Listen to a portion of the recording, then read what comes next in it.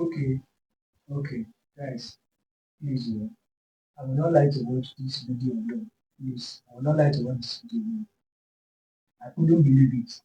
I couldn't believe it. Just see this video, watch it. I couldn't believe it. Yeah, let's go. Thank you. Are Nigerians parasites? In almost every country on earth, there is a Nigerian prisoner. However, no one wants to go to Nigeria. Moving abroad is the top 5 career categories in Nigeria.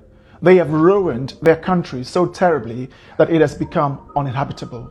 Police stations look like pigsties, whilst government buildings look like building sites. Corruption in Nigeria is no longer frowned upon. Instead, it is praised. Criminality is celebrated in every echelon of society. The people themselves do not elect decent Nigerians, they elect criminals. You know, a country celebrates corruption and crime when it is 99% corrupt, but never has any top government official ever been convicted and imprisoned. In Nigeria, communication is conducted through screaming, hand gestures, and sometimes the fist way.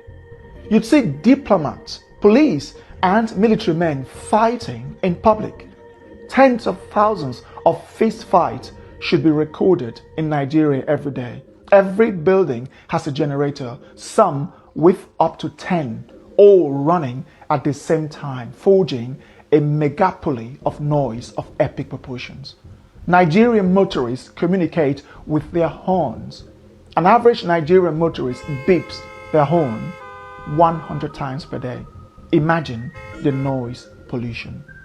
In Nigeria, the pastor is corrupt, the doctor is corrupt, the engineer, the teacher, the professor, the custom officials, the police, the passport official, the teller, the banker, the ministers, the president, and everyone is corrupt. I'm not sure you understood. I will elaborate. You can get to the Nigerian border with explosives, bribe the officials, and they'll let you in. You can bribe your way through your professors to give you the best grade. Bribe the passport officials to delete your name from the system and create a new identity for you. Or pay the police to arrest someone who annoys you.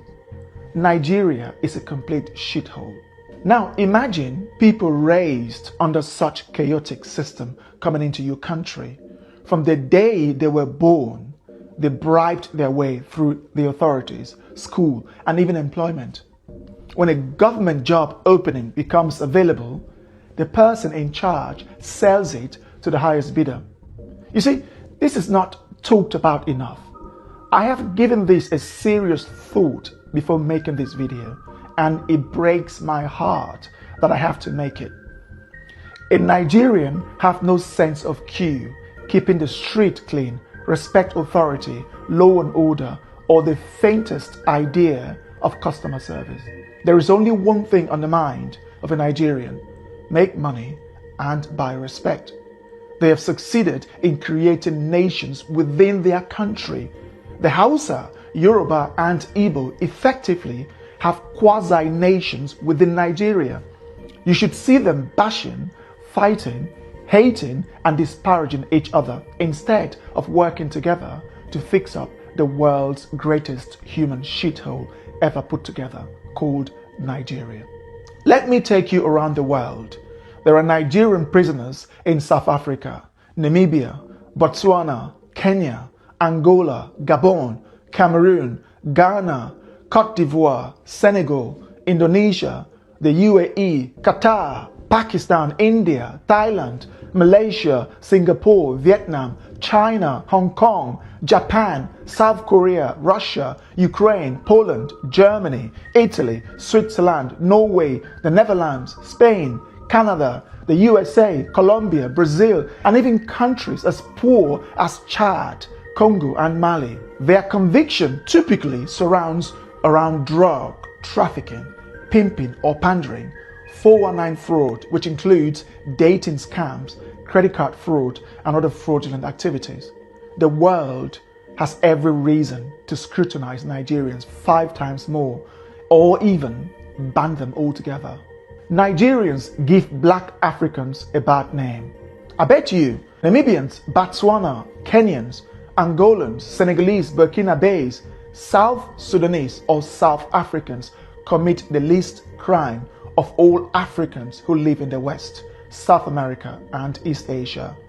Botswana, Namibians, South Africans and Kenyans don't leave their countries like Nigerians do. When they do so legally, and when they are in your countries, they are 10 times more likely to abide by the law of the land and stay away from crimes. In contrast, Nigerians would fight in public at every opportunity. They have one of the lowest levels of etiquette in the world.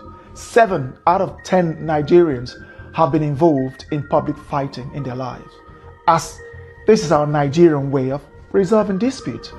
Now imagine letting someone who doesn't understand law and order not to litter, not to urinate in public, how to dialogue instead of yelling and using their fist in your country.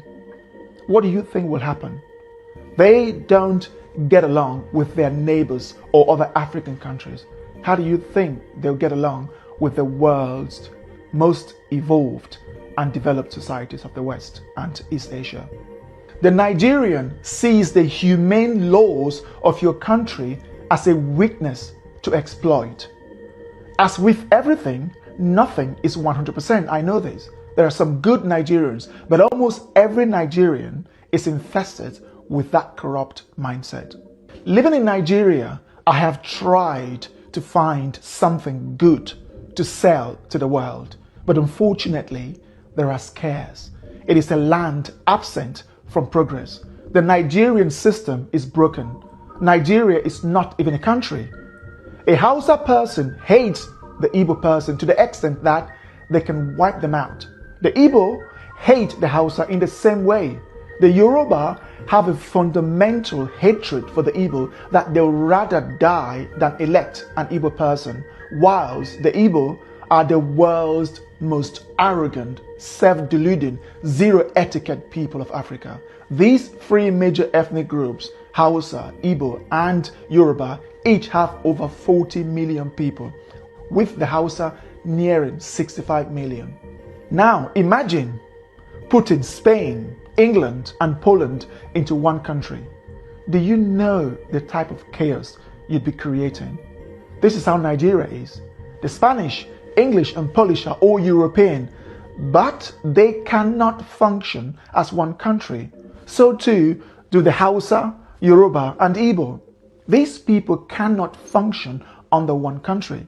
When government ministerial positions are declared, they often have to reflect the Hausa, Yoruba, and Igbo shares before the other minority ethnic groups receive their own share.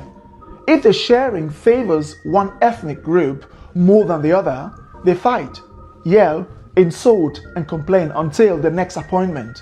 The other ethnic group in charge will now retaliate by appointing their own ethnic group. The presidency has to go to that ethnic group, then that one, and this one, and those one. Then when the next one comes, they keep changing.